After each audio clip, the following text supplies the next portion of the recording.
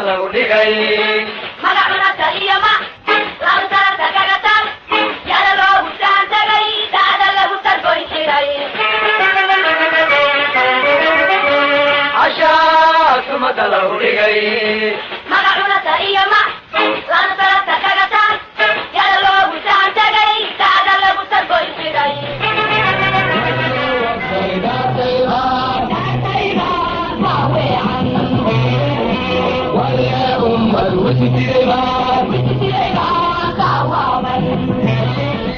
ولا أقول وين حلال ولا ودر دار طيران ولا أمد وسجيران ولا أقول وين حلال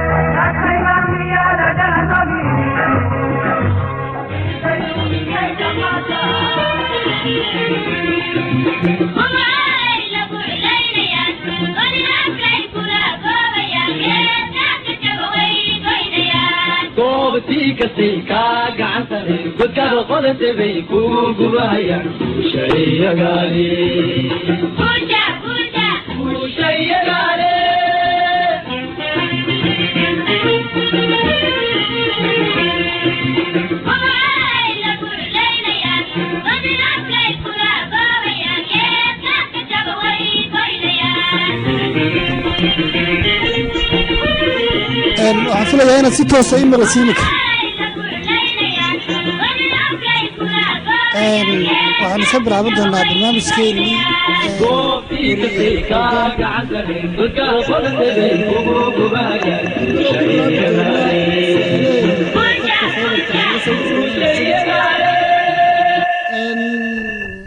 ognahay in toddobaadkan magaalada Hargeysa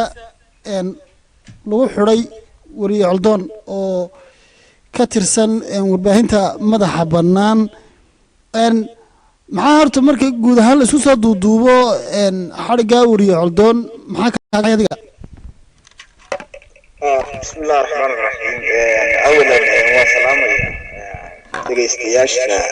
الجزيرة iyo daadiyaasha الجزيرة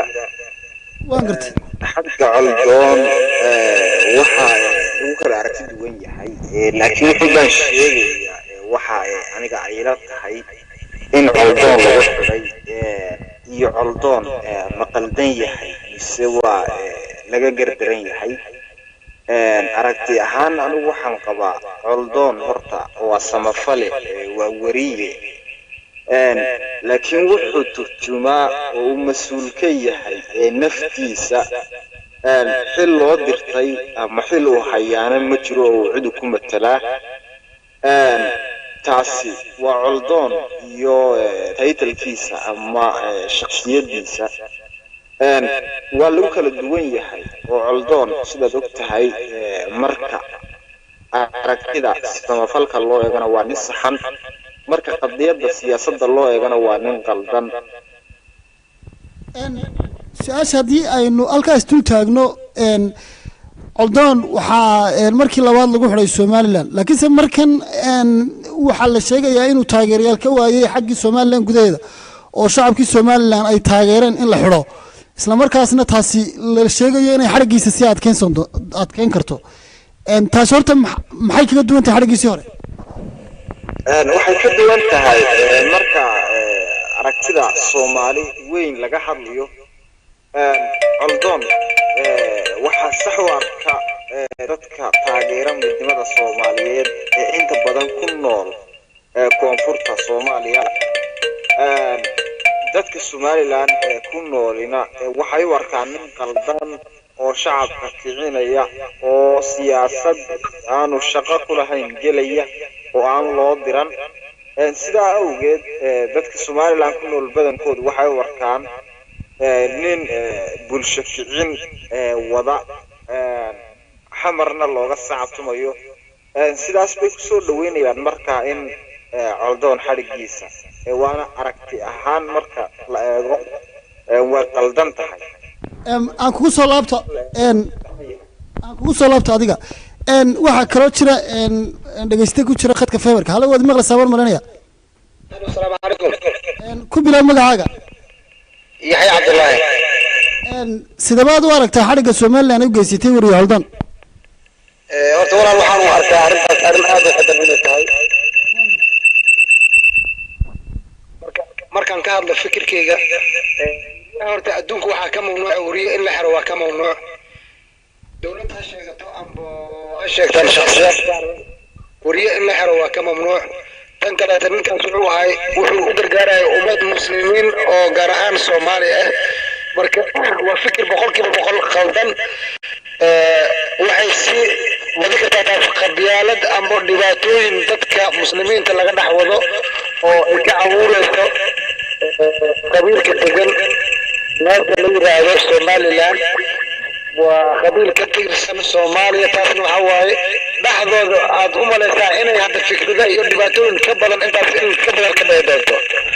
laakiin Coldoon waa wariye ka soo jeeda Somaliland wuxuuna ku nool yahay Somaliland marka haddii dadka Somaliland gudahooda ku nool ay u arkaan intii badneed inuu khaldan yahay maxay u tari kartaa dadka Somaliland dibadda kaga nool ama ku nool meelaha Somaliland ka baxsan maadaama gudihii ay dadkii taageersanaa in la xidhay badan horta waxaa ka jirto meesha waxaa ka jirta caburin aad u weyn ayaa ka jirta aniga sidaan dareemayo lianna waxa waaye wadankiisu ka baxay wadankiisu ku soo noqday waxa xirtay maahan wadankii dhan maahan waa ciidamo gaar ah oo si gaar lacag loo soo siiyo taasna insha Allah waxaan filayaa inay ka jawaabi doonaan Soomaalida meel kasta ay joogaan sida ay hadda codadkooda aan maqlayno gaar ahaan wili qabiilka oo ka dhashay lafta oo ka dhashay meesha uu yahay nin jiro hadda la weyn doonaa waatahay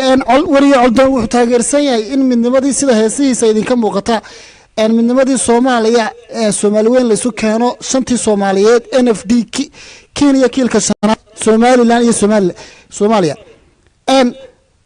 midnimada Soomaaliya inta badan dadka ka hadlaysaana waxay ku adkaystaan inay laba doonayaan oo aanay shantii suurto galin taasi labada aragtay adigu والله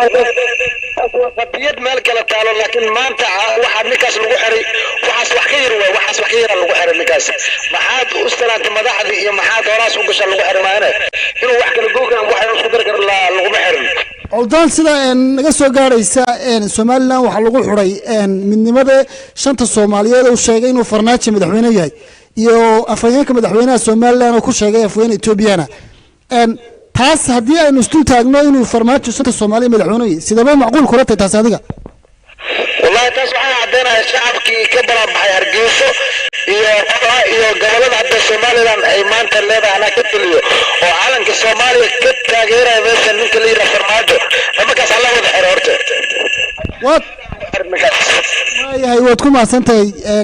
aragtidaada anagoo waqti wanaagsan ku siinay adigana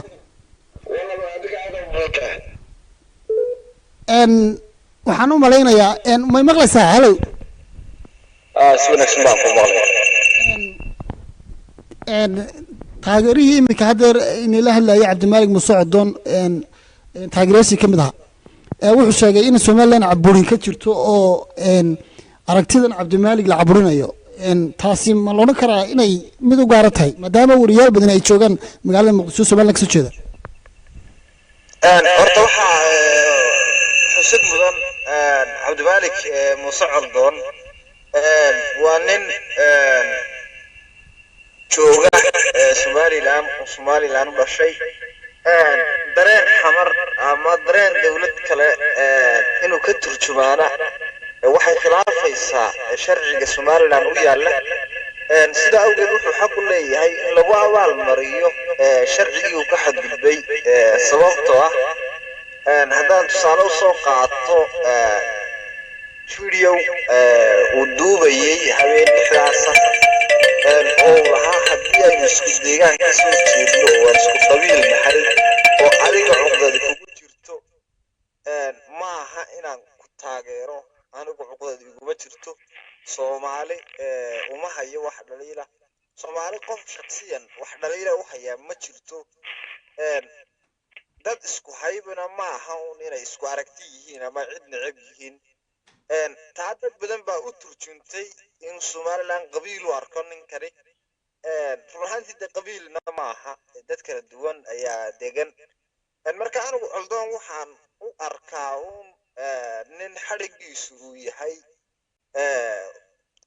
صح sababtoo ah waxa jira qaladaad uu galay qaladaadkiisa uu galayna wuu ku kasban karaa in lagu xiro wax weyn ma aha haduu si xidhnaado qudadkeeda anigu sidaan u arko shakhsiyan waa tahay waan ku soo laaban doonaa dhageysto kale oo ku jira khadka feebarka halo waad maqlaysaa waan malinaya adigoo codkaaga kor u qaadaya ku bilow magacaaga magacii waa Maxamed Cali waxaan joogaa magaalada Muqdisho ee Soomaaliya waatay Maxamed Cali sidabaad u aragtaa guud ahaan xariga wariye Codoon lagu geystay magaalada Hargeysa wallahi aad iyo aad waxaan naadana bulshada Muqdisho ku nool maadaama ninkaas baniyaani wadani oo Soomaaliyeed waxaan ka codsanayaa maamulka Somaliland inay si degdeg u sidayaan ninkaas wariyaha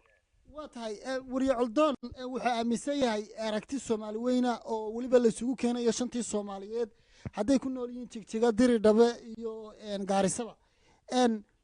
markaas taasi adiga sidaba kula muuqataa wallahi waan nin aad fiishay waa ninkaas nin wadani wagi waxaan ogeyn doorashada farmaajo ugu leeyahay ninkii oo la wada ninku ha nin wadani waa ninkaas Soomaaliland waxaan ka codsanayaa inay ninkaas si fudud sidayaan xargo sidayaan markaynu ka nimaadno Codoon waxa uu eegyahay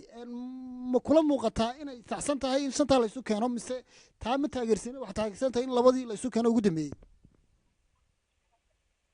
aywa taageersan Soomaaliland israaciil arjeenna insha Allah taala afartan socodii Allah arjeenna Soomaaliland waa tahay fariintaada ugu dambaysa anagoo Charles wanaagsan ku siinayna maxay tahay waxaan ka codsanayaa Soomaaliland inay sacadiyo إلى إنه صلاتان أيه فرعدون إن شاء الله تعالى وبالله توفيق. واضح هذه أدبر ما تصنتها أنكو صلابتو خدك إسكيبيجا وهذا مغلى سافر مرنيا. سوينا سبعة كم مغلى su-aashii hore halkii ka sii wado in shanta soomaali dadku ay ku kala qaybsan yihiin ina ay doonayaan labo coldoonna uu doonayo siduu u sheegay madaxweynaha la doortay soomaaliya farmaajo shantii soomaaliyeed ee hore horta anigu waxaan u arkaa fikirka coldoon fikir aan waqtigiisii joogin sababtoo ah shantii soomaaliyeed ee maanta ee awooda isku raadsadaanna ma laha hadaf iyo aragti ay isu midayn kartaana ma jirto anigu waxaan qabaa madaxweyne farmaajo hadduu hagaajiyo deegaanada uu ka taliyo waxaa la odhan karaa waddada ayuu u xaadhi karaa in fikir ahaan la isku soo dhowaado weliba shacbigu isku soo dhowaado laakiin ma aha xamaasad iyo wax maalin ku qabsoomaya cabdimaalikna wuxuunbuu noqonayaa nin bulshada ka faquuqan oo isagu wax gaara u muuqdaan kooxda al-shabaab oo ka dagaalantay koonfurta soomaaliya qoraal ay ku baahiyeen website-kooda la yidhahdo soomaali mimo ay ku taageereen weriyaal cabdimaalik muuse coldoon oo ku xidhan magaalada hargeysa taa markaa micnaheedu maxaa la odhan karaa coldoon inay al-shabaab taageerto horta al-shabaab waxaan u taageeri mayso waxaan bay keliya u taageeraysaa inuu aragti qof muwaadina yahay aragti muwaadinnimo ayay ku taageeraysaa baan odhan karaa anigu intaan ka ogahay laakiin kuma taageerayso inuu dana ay leeyihiin u fulinayo ama waxyaabo kale u fulinayo anigu kuma ogi laakiin coldoon wuxuunbuu noqonayaa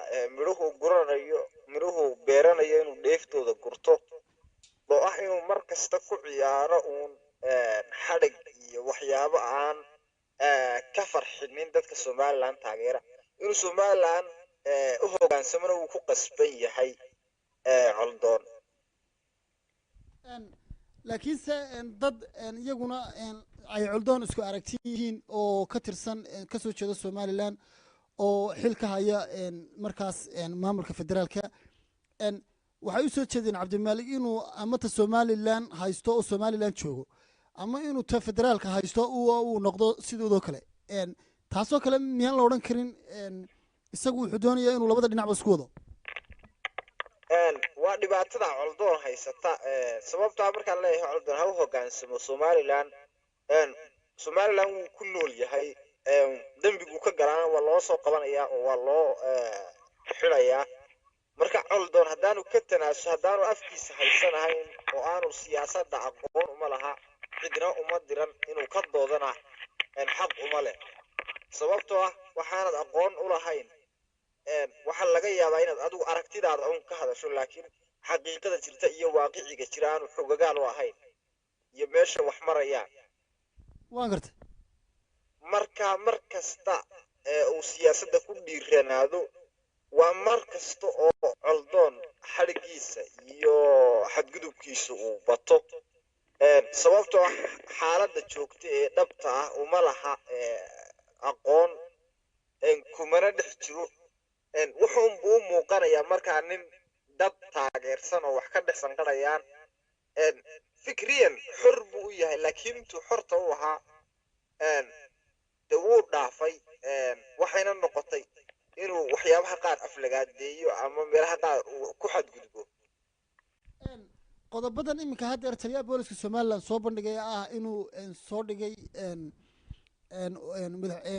hadalkii ay somalilan kaga jawaabtay markii lagu wareejiyey dekeda aan idhaahde saldhigga militariga ee magaalada berbere looga saxeexay imaaraadka markii uu ka hadlay hanti dhowraha qaranka soomaaliya hadalkii ay somalilan afhayeenka madaxweynaha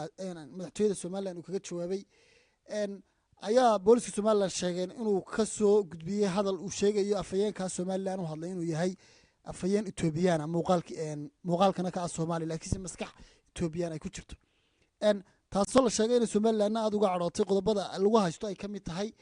iyo hadal kaloo ah in madaxweyne farmaajo uu yahay madaxweyne ilaa kiilka shanaad marka laga tago iyo jabuutiba madaxweyne waa labadaa qodob ayay sheegeen inay boolisku ay ku eedeeyeen marka ma la odhan karaa marka xagga sharciyan loo eego inay labadaa qodob yihiin laba qodob oo bulshada ka cuntumi kara marka loo eego sida caadiga horta madaxweyne farmaajo madaxweyne wuxuu yahay Soomaaliya madaxweyne iyo Djibouti ma aha kila low ma aha waa gartay aragtidiisa laakiin noqonaysa aye tanna qof Soomaaliya oo dhalashahan Soomaaliya oo xil haya inuu dawladdaanu u dharan oo aanu ahayn ku tilmaamadeen waxay noqonaysaa hadal bay noqonaysaa qaladna way noqon kartaa waa gartay talabaad inuu siyaasad laba dawladood dhex galo haday Soomaali tahay iyo haday Itoobiya tahay iyo haday Soomaaliland iyo haday Itoobiya iyo haday Djibouti tahay iyo haday Itoobiya tahayba wuxuu bay noqonaysaa shakhsi daladoodaya waliba aanu awood iyo sharci toona u ogolaanayo inuu la doodaa jirin marka Cabdi Maalik halkiisu wuxuu noqonayaa inuu iskaga guuro magaalada Burco oo Muqdisho u guuro halkaasna uu wixii fikira oo Soomaali weyn ku taageerayo ayaa halkaas ka soconaya laga rabaaye uu tago iyo inuu shaqadiisa samafalka ku eekaado labada haduu diido oo fikirsha Soomaali weyn waa aaminsan yahay walaalaheen Itoobiya uu ka dhamaan waayo waxaan anigu arkaa ay soo baxaysa inuu gacanta Itoobiya ku dambeyn doono gabigiisuba wuxuu sheegay kulan uu la qaatay madaxweynaha cusub ee la doortay Soomaaliya Maxamed Cabdullaahi Farmaajo inuu kala hadlay laba qodob afar qodob labana uu qarinayo labana uu sheegay faaladii markii laga dhiibtay aragtida Coldoon waxa la sheegay inuu kala hadlay labada qodob ee uu qariyay ay kamid tahay in Itoobiya oo kale talaabo ay ka qaaday dawladda Soomaaliya taasoo la sheegay inuu Farmaajo madaxa ruuxay laakiin uu ka aamusay taas ma tahay ma loona karaa in wax macquul ah xilligan marka Soomaaliya say ku sagantay loo eego maya aye maaha sababtoo Soomaaliya maanta waa magac maaha dawlad ciidan isku filan maanta oo xuduudda xataa inta la ogol yahay sugi kara ma jiro tira ahaana ma jiro taya ahaana ma dhisna in agabkeedii iyo gaadiidkeedii iyo tayadeedii midna ma laha tiradeediina ma jirto marka ma dhacayso inay Soomaaliya Itoobiya ka qaado talaabo waa dhul ka maqan Soomaaliya oo ummad Soomaaliyeed degan tahay laakiin waxaan qabaa waqtigiisii lama joogo dagaal la igu qaadan iska daayay hatta waan laga hadli karin waa tahay waxa jira dad ku doodaya inuu Coldoon la mid yahay abwaan Gamacdiid oo ku xidhan magaalada Hargeysa muddo 2 sano ku dhow oo ku doodaya sababta loo sii deyn la yahay abwaan Gamacdiid Coldoonna uu markasta xabsiga laga soo deenayo taageerayaashiisuna kullay in badan bay soo bandhigeen in la sii daayo abwaankaas maxaa marka ay ku kala duwan yihiin labadan shakhsi maadaama ninkan ay labaduba ay ugu xidhan yihiin midnimo doon imika haddeer xilligan xaadirka magaalada Hargeysa anigu intaan ogahay Gamacdiid uma xidhna midnimo iyo hawlo Soomaaliyeed toona gabay ayuu Gamacdiid lagu haystaa uu intaan ka ogahay waan gartay gabaygaana waxa uu tiriyay wadanka Faransiiska sanadkii hore weerar ka dhacay oo ku taageeray ururo xaq jira aye ma ahayn intaas wax lagu hayo muddo ama lagu xidhaba waan gartay waxa jiray mar hore garoowe lagu xidhay Gamacdiid aye marka Gamacdiid fikirkiisu waa jihaadoon weeyaan marka taas ayaa u dheerbadled dadweynaha fariimaha soo diraya soo dhigaya fiberka iyo meelaha kale waxaan u sheegaynaa in codkooda si toos u soo dhiiban karaan iyagoo ku darsanaya aragti waxay u arkaan inay ku habboon tahay markaas ay barnaamijkan ku darsan karaan marka si toosa ay ula socdaan Al-Jazeera News marka cumuuman markii imika haddeer la isbarbar dhigo waxay noqotay taageerayaal taageersan in Coldoon xabsiga loo dheereeyo iyo taageerayaal le firiyo Coldoon oo la soo daayo labada taageerayaal ayaa qaarna waxay ku sugan yihiin gudaha Soomaaliland qaarna waxay ku sugan yihiin dibadda Soomaaliland taageerayaasha inta badan taageersan in la soo deynayo waxay u badan yihiin taageerayaasha Soomaaliland ka baxsan kuwan taageersan inta badan in coldoon xadhigga loo dheereeyaana waa inta somalilan inta badan gudaheeda ku nool marka maxaa la odhan karaa labadii taageero keebaa awood badanaya waxaa la odhan karaa horta waxaa soo kicisay saldhigga militariga berbere laga siiyey dowladda imaaraadka waan gartay coldoon qudhadkiisu haddaad dib u raacdo wuu ka hadlay saldhig militariga laga siiyey dowladda imaaraadka magaalada berbera haye muxuu ka yidhi laakiin coldoon wuxuu sheegay inuu horeba shacabka ugu sii sheegay dalku farahooda ka baxay gacantoodana ka baxay shacabkuna ay hurdaan in badanna uu lahaa toosa laakiin coldoon waxaa kaaga muuqatay inaanu dhex ahayn sababtoo ah dowladda turkiga iyo dowladda imaaraadka waa laba dowladood muslima waa gartay dowladda turkigu waxay gacanta ku haysaa dekeda magaalada muqdisho iyo airportka waxayna ku leedahay magaalada muqdisho saldhig military oo ay iyagu yidhaahdaan waxay ku tababartaa ciidanka soomaaliya laakiin waa saldhig military dowladda turkigu leeday cid ay ku tababaraysana ha ku tababarto laakiin maamulkiisa iyo hawlihiisaba dowladda turkiga ale waa gartay dowladda imaaraadkuna dekeda berberena way la wareegtay magaalada berberena waxay ka rabtaa saldhig military waan gartay marka labaduba waa laba dowladood oo islaama waana laba dowladood oo saldhig military iyo deked rabaa inay soomaaliya ka yagleelaan midna ka yagleeshay midna hadda ay ka yagleeday rabto waxaa u dheer dowladda turkiga weliba inay garoonka aadan cadda gacanta ku hayso waan gartay coldoon iska daaya hal qof oo xataa ka hadlay ma jirto markaa waxaan qabaa anigu dowladda imaaraadka saldhiggan iyo dekedan in la siyaasadeeyey dhibteeda iyo dhibteeduna waxay u taallaa dadka somalilan dadka raba inay siyaasad ahaan ka dhigaan oo ay buunbuuniyaan oo ay aragti soomaali weyn ku buunbuuniyaanna iyaga ayuunbay dhibaysaa in hadal aan waxba qabanayn ay saxaafadda la taagnaadaan iyo miidhiyaha coldoonna waxaa la yidhaahdaa nimaan kuu furayn iyaanu kuu rarin nin muqdisho jooga taageeradiisa nin jaarka burca hadduu ku waayo kaa jaarka burco ayaa xuquuq ku leh